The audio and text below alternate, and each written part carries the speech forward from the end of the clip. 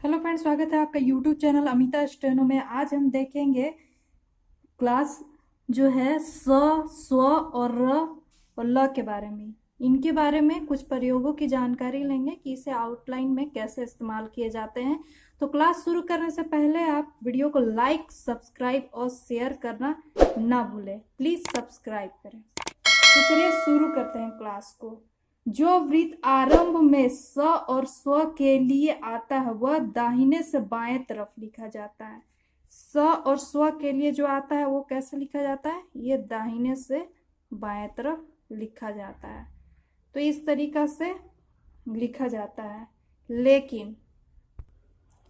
लेकिन दाहिने की तरफ रेफा के स्थान पर लिखा जाकर किसी व्यंजन से मिले तो उसे स या स्व वृत्त के बाद र भी लिखा। अगर र की तरफ इसे लिख दिया जाए तो इसे स या स्व के साथ में र को भी पढ़ा जाए, समझा जाएगा। जैसे कि सफर, अब यहाँ पे सफर लिखना है तो सफर कैसे लिखेंगे?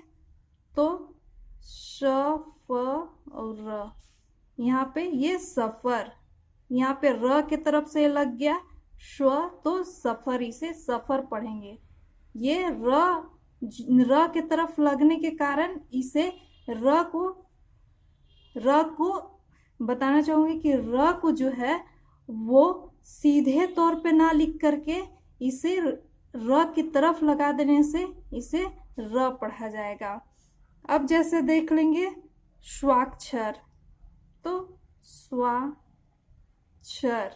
इसे स्वा और क्षर, इस तरीका से स्वाक्षर लिख सकते हैं। या फिर सुवर्ण, अब सुवर्ण कैसे लिखेंगे? तो ये हो जाएगा सुवर्ण आपको यहाँ हो जाएगा सुवर्ण। इसको इस तरीका से पढ़ेंगे।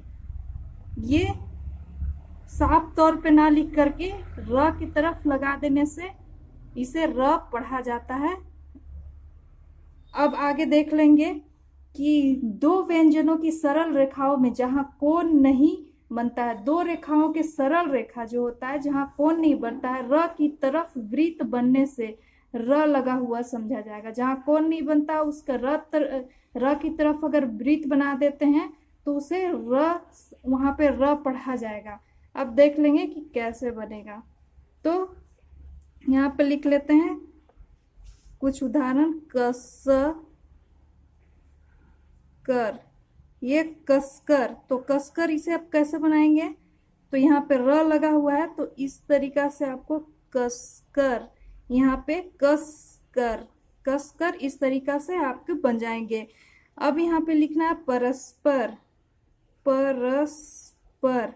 तो परस्पर कैसे बनेंगे? तो और यहाँ पे पर, ये साफ तौर पे ना लिखे जा करके इस और लिखे जाने से र पढ़े जाते हैं। इसके साथ में आउटलाइन के साथ र भी पढ़े जाते हैं। जैसे कि सपर या शपर, तो इसे सपर लिखना है तो सप और र, शप और र, ये दोनों सपर शपर पढ़े जाएंगे। अब आपके सामने आता है कि स्ववृत्त, जो स्ववृत्त के बीच में नहीं लगाया जाता है, पर जब दो सरल व्यंजन या एक सरल और एक वक्र व्यंजन के बीच कोण बनता है तो दोनों स्ववृत्त और र का आंकड़ा अलग अलग दिखाया जाना चाहिए। दोनों अलग अलग, जब स्ववृत्त के बीच में नहीं लगाया जाता है, स्व जो है बीच में नहीं लगाया जाता है, पर जब दो सरल रेखाओं के एक वक्र व्यंजन के बीच में कोण बनाता है तो दोनों वृत्त और र का आंकड़ा अलग अलग दिखाई जाती है। जैसे कि आप देख लेंगे डिजाइन नर, इसी में नर, तो डिजाइनर आपको लिखना है यहाँ पे डिजाइनर। तो ये आप कैसे बनाएंगे? तो यहाँ पे आपको लिखना है ड ज और न। तो यहाँ पे ये र ये साफ साफ यहाँ पे लिखा हुआ है डिजाइनर, यहाँ पे साफ साफ लिखे जाएंगे र को। अब लिखना है स एक्सप्रेस, एक्सप्रेस। अब एक्सप्रेस को कैसे बनाएंगे, तो एक्सप्रेस, यहाँ पे एक्स प और र साफ साफ लिखे जा रहे हैं, एक्सप्रेस, इस तरीका से बनेंगे। अगला देख लेते हैं कि यदि किसी सरल व्यंजन रेखा के बाद सवृत्त आता है, कोई भी सरल व्यंजन है उसके बाद सवृत्त और फिर र का आंकड़ा मिला हुआ कवर्ग यानी क ख ग घ का अक्षर आता है, जैसे कर, गर आदि, तो इस तरह लिखना चाहिए। तो इसे किस तरीका का लिखा जाए, जैसे कि पुष्कर, यहाँ पे कर है तो पुष्कर आप कैसे लिखेंगे, पुष्कर, तो यहाँ पे प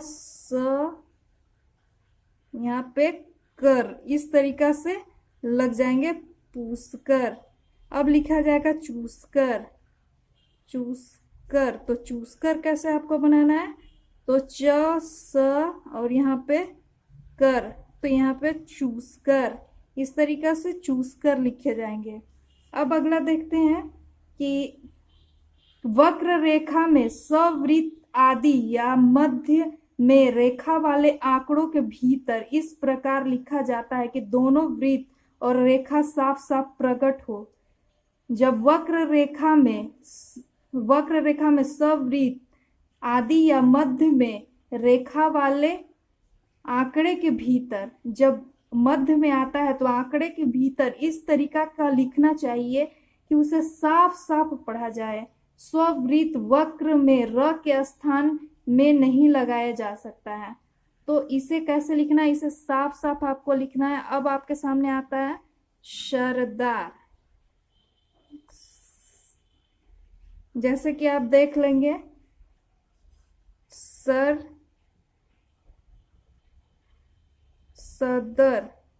तो सदर कैसे लिखना है आपको, स और दर, यहाँ पे द और र साफ साफ पढ़े जा रहे हैं, तो सदर इस तरीका का लिखना है।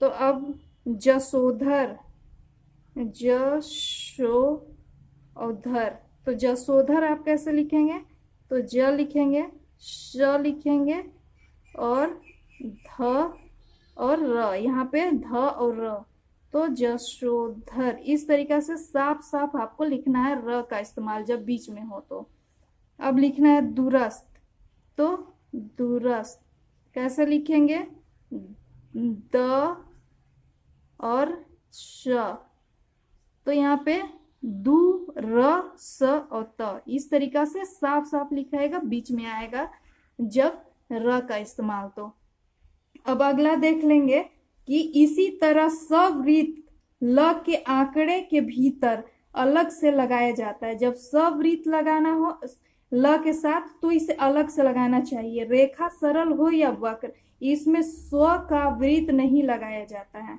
रेखा सरल या वक्र हो तो ल के साथ स्ववृत्त नहीं लगता है, जैसे कि श ज ल, तो सजल लिखना है आपको। तो किस तरीका से लिखेंगे सजल, तो देख लेंगे आप सजल, तो ये लिखेंगे आपको स ज और ल, यहाँ पे आ जाएगा ये स, यहाँ पे सजल, इस तरीका से आपको सजल लिखना है। शबल, तो सब और ल, सबल को कैसे बनाएंगे, लिखना है सबल, ब और ल, सबल, इस तरीका से आपको सबल बनाना है। अब बाईसाइकिल, अब आपको बनाना है सदल, सदल, तो सदल कैसे बनाएंगे, तो सदल, इस तरीका से सदल आपको बनाना है। अब आपके सामने आता है कि यदि सवृत्त पहले आता है, अगर सवृत्त पहले आता है तो उसकी मात्राएं व्यंजन के पहले रखी जाती है, और यदि यह वृत्त के बीच में आता है तो इसकी मात्राएं अगले व्यंजन के पहले रखी जाती है। व्यंजन और ल या र आंकड़े के बीच में अ, ई, उ की ह्रस्व मात्राओं को छोड़कर कोई दूसरी मात्रा नहीं आती है। और यह पहले ही बताया जा चुका है कि मात्राएं लगाई नहीं जाती है। ल या र के बाद की मात्राएं व्यंजन के बाद रखी जाती है। तो ये कैसे लगाए जाएंगे? जब व्यंजन, दो व्यंजन हो तो इसके बीच में अ, ई, उ की मात्राएं या ह्रस्व को छोड़कर दूसरी मात्राएं नहीं आती है। और जो भी मात्राएं लगाई जाती है वो इस मात्राएं के अगले व्यंजन के पहले रखी जाती हैं। कैसे पहले रखे जाएंगे? तो इसका उदाहरण देख लेंगे आप। तो यहाँ पे देखेंगे बिस्कल। अब यहाँ पे लिखना है बिस्कल। तो आपको बिस्कल कैसे लिखना है? तो बस और कल। तो यहाँ पे हो जाएगा बिस्कल, ये हो जाएगा बिस्कल। अब लिखना है आपको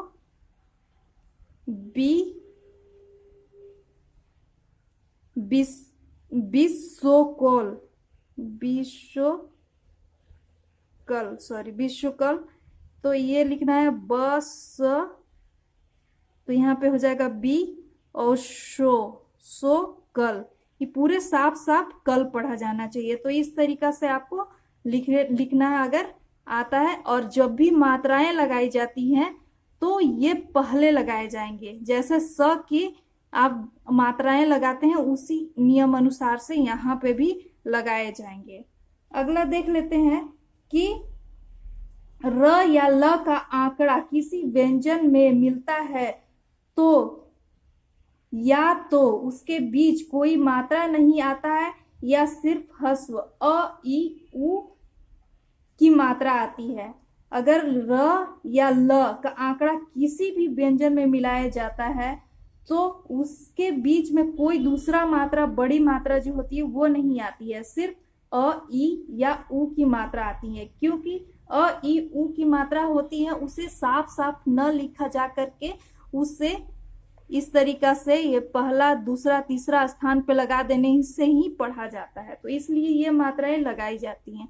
जैसे कि आप देख लेंगे एक उदाहरण, यहाँ पे लिखा जाएगा प्रेम। तो इस तरीका से आपको ये प्रेम लिखना है। अगर आपके सामने लिखना है, आपके सामने लिखना है प्रतिमा, प्रतिमा।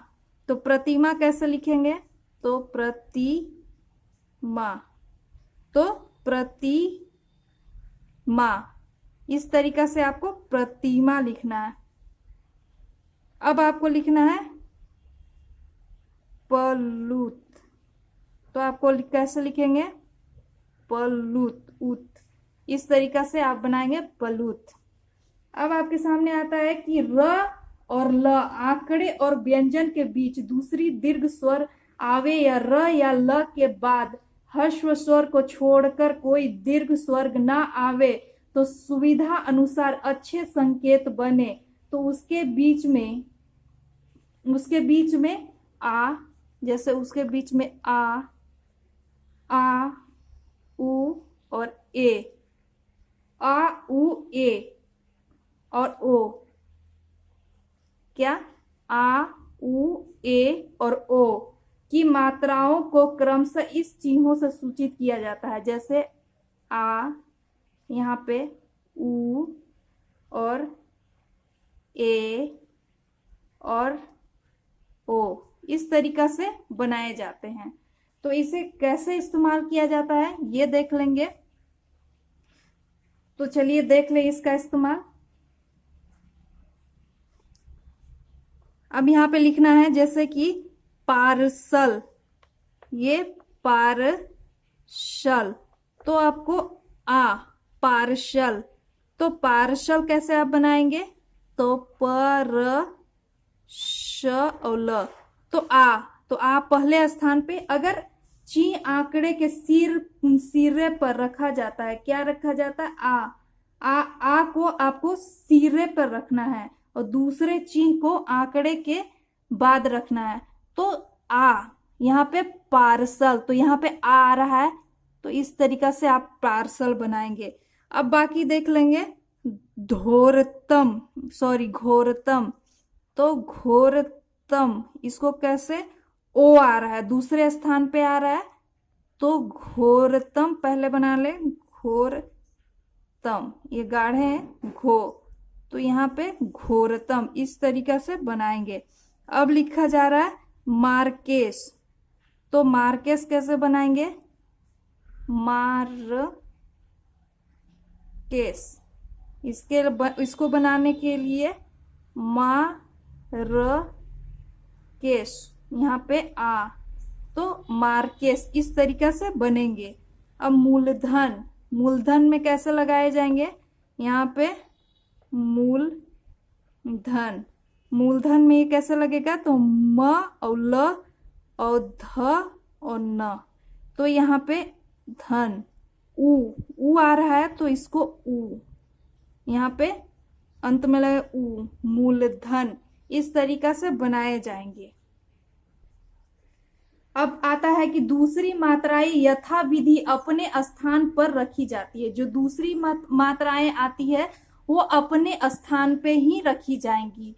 और बताना चाहूंगी कि व्यंजन और ल और र आंकड़े के बीच में ई ओ, जैसे ई और ओ, ई ओ आदि, ई ओ आदि की दूसरी मात्राओं के आने पर या ल या र के बाद ऐसी दीर्घ मात्राओं के आने पर जिसे ल या र अपने पहले वाले व्यंजन के साथ न पढ़ा जाकर पिछले वाले व्यंजन के साथ पढ़ा जाए या अकेले पढ़ा जाए तो संकेत पूरे लिखे जाते हैं। पहले वाला के साथ न पढ़ करके दूसरे वाले व्यंजन के साथ पढ़े जाएंगे तो इसे अकेले लिखा जाएगा। जैसे कि आप देख लेंगे अकोला, यहाँ पे आप देख लेंगे हो जाएगा मझोला, तो म झ और ला, तो मझोला, इस तरीका से मझोला बनाएंगे। अब यहाँ पे देखेंगे मैंने लिखा प त और ला, तो पतला, इस तरीका से बनाए जाएंगे। अब अगला देखेंगे कि सरल रेखा के अंत में न आंकड़े के स्थान पर यदि सवृत्त लिखा जाए, अगर सरल रेखा के अंत में न के स्थान पर यदि वृत्त लिख दिया जाए तो न भी लगा हुआ समझा जाता है। जिस व्यंजन में वृत्त इस तरह लगा होगा पहले वह व्यंजन फिर न का आंकड़ा और अंत में ई की मात्रा पढ़ी जाएगी। जैसे कि आपके सामने लिखना है हंस, तो हंस आपको ऐसे लिख देना है हंस, ये हंस, और ई लिखना है हंसी, तो हंसी को आप कैसे लिखेंगे हंसी, ई, इस तरीका से हंसी आपको लिखना है।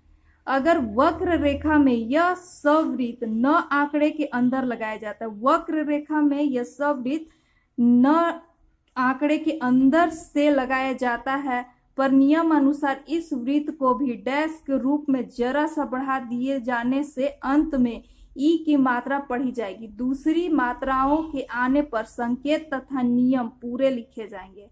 अगर दूसरी मात्रा आती है तो इसको पूरा लिखा जाएगा र या ल के बाद में। तो इसे आप देख लेंगे, जैसे कि आपके सामने आता है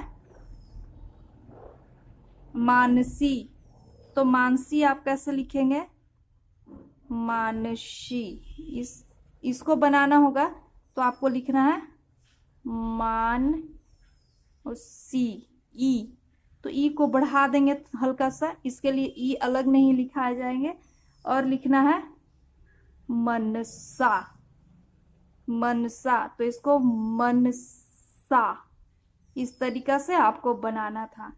तो दोस्तों ये था आज का क्लास आपका स, स्व, र और ल का। उम्मीद करती हूँ कि ये वीडियो आपको पसंद आया होगा। तो आपको वीडियो पसंद आया तो लाइक और शेयर और साथ में सब्सक्राइब करना ना भूलें। मिलती हूँ नेक्स्ट वीडियो में, तब तक के लिए धन्यवाद।